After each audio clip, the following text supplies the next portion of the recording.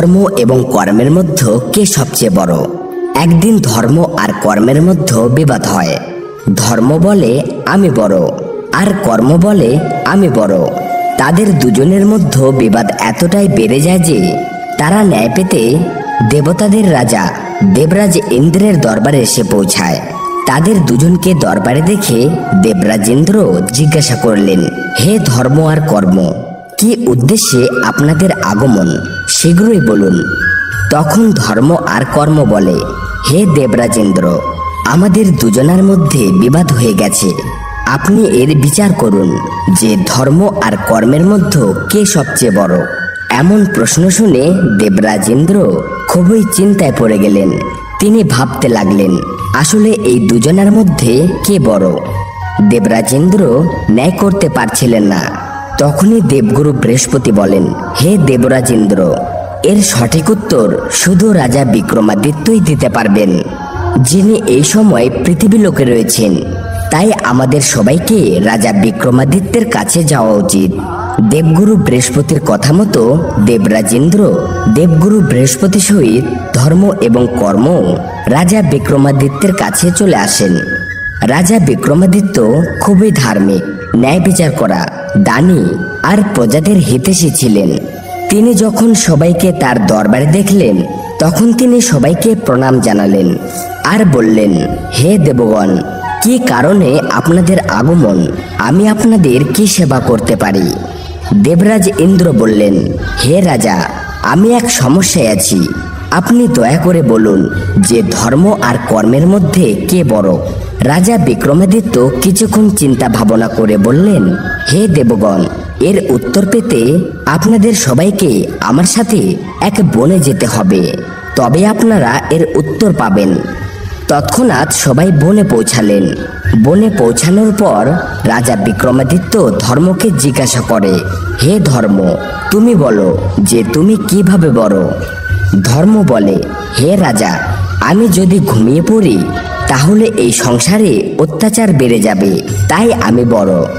এরপর রাজা বিক্রমাদিত্য কর্মকে জিজ্ঞাসা করে, হে কর্ম, তুমি বলো যে তুমি কিভাবে বড়।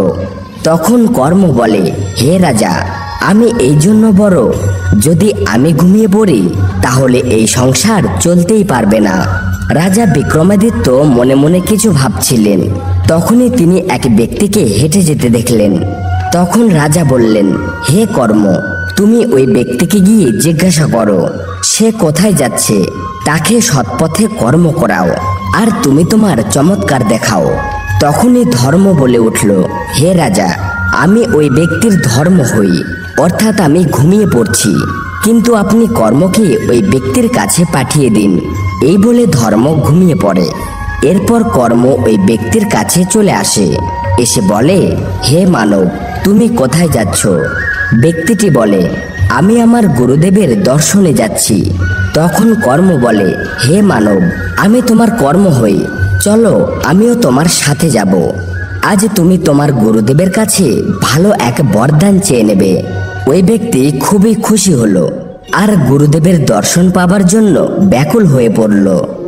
বন্ধুরা, ধর্ম ঘুমিয়ে পড়ায় ওই ব্যক্তির ভিতরে থাকা জ্ঞান ধীরে ধীরে কমতে থাকে। এরপর যখন ওই ব্যক্তি গুরুদেবের আশ্রমে চলে আসে, তখন গুরুদেব ঘোর তপস্যায় লীন ছিলেন।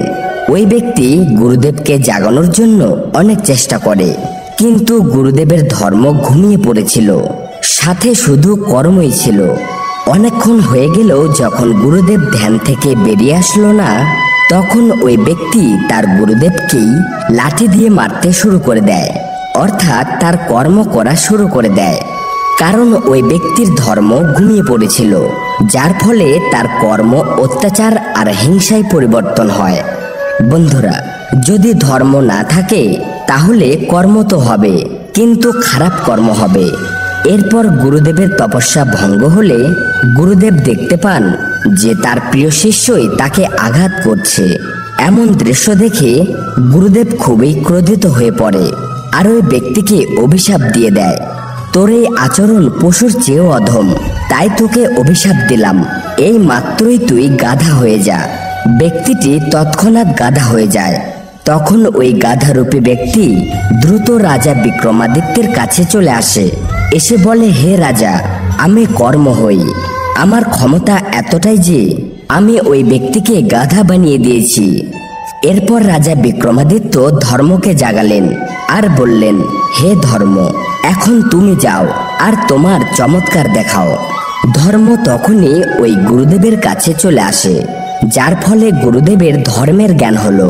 তখন গুরুদেব বুঝতে পারলেন যে আমার দ্বারায় অনেক বড় ভুল হয়ে গেছে। গুরুদেব খুবই দুঃখী হয়ে পড়লেন আর বলতে লাগলেন, হে প্রভু, এ আমি কি করলাম? আমি অজ্ঞানে আমার প্রিয় শিষ্যকেই অভিশাপ দিলাম। বন্ধুরা, এরপর ধর্ম গাধারূপী ব্যক্তি ও তার স্ত্রীর কাছেও চলে আসে। তখন ওই গাধারূপী ব্যক্তি ছুটে বাড়ির দিকে যায়। তার স্ত্রীর মধ্যে ধর্মের জ্ঞান হওয়ায় সে বুঝতে পারল যে তার স্বামী বাড়ি আসতে চলেছে। ধর্মের জ্ঞান হওয়ায় আরো বুঝতে পারে যে তার স্বামীকে গুরুদেব অভিশাপ দিয়েছে। কিছুক্ষণ পর ওই গাধারূপী ব্যক্তি বাড়িতে ফিরে আসে। এরপর গাধারূপী ব্যক্তিকে নিয়ে তার স্ত্রী গুরুদেবের কাছে চলে আসে, এসে বলে, হে গুরুদেব, আমায় ক্ষমা করে দিন, আপনার অভিশাপ আপনি ফিরিয়ে নিন। গুরুদেব বলেন, হে কন্যা, আমার এই অভিশাপ আমি তো ফিরিয়ে নিতে পারি না, কিন্তু এর মুক্তির উপায় আমি অবশ্যই বলতে পারি। যদি সে দেবরাজ ইন্দ্র আর দেবগুরু বৃহস্পতির দর্শন করে তাহলে সে অভিশাপ থেকে মুক্তি পেয়ে যাবে। তখন ওই ব্যক্তির স্ত্রী বললেন, হে গুরুদেব, দেবরাজ ইন্দ্র আর দেবগুরু বৃহস্পতিকে এখন কোথায় পাবো? গুরুদেব তার তপবল দিয়ে দেখে বললেন, হে কন্যা, তুমি এক্ষুনি রাজা বিক্রমাদিত্যের কাছে যাও, সেখানেই তোমরা দুজনের দর্শন পাবে। বন্ধুরা, ধর্মেরই প্রভাবে ওই স্ত্রী তার গাধারূপী স্বামীকে নিয়ে রাজা বিক্রমাদিত্যের কাছে চলে আসে। এদিকে দেবরাজেন্দ্র, দেবগুরু বৃহস্পতি আর রাজা বিক্রমাদিত্য এইমাত্রই দরবারে এসে পৌঁছেছেন। বন্ধুরা, এরপর যখন ওই গাধারূপী ব্যক্তি দেবরাজেন্দ্র আর দেবগুরু বৃহস্পতির দর্শন করল, তখনই সে অভিশাপ থেকে মুক্ত হয়ে গেল। তখন রাজা বিক্রমাদিত্য বললেন, হে কর্ম, তুমি বড় নও, তুমি তখনই বড় হবে যখন তোমার সাথে ধর্ম হবে, নীতি হবে আর ন্যায় হবে। এদের ছাড়া তুমি কখনোই বড় হতে পারবে না। যদি তুমি অন্যায়, অধর্ম আর অত্যাচারের সাথে থাকো তবে তুমি ছোটই থাকবে। সেই জন্য হে কর্ম, তুমি বড় তখনই যখন ধর্ম তোমার সাথে হবে, তাই ধর্মই বড়। উত্তর পেয়ে ধর্ম আর কর্ম দুজনেই খুশি হয়ে যায়। তো বন্ধুরা, ভিডিওটি ভালো লাগলে একটি লাইক করে দিবেন আর কমেন্ট বক্সে পুরো শ্রদ্ধার সাথে লিখবেন, জয় শ্রীকৃষ্ণ, রাধে রাধে।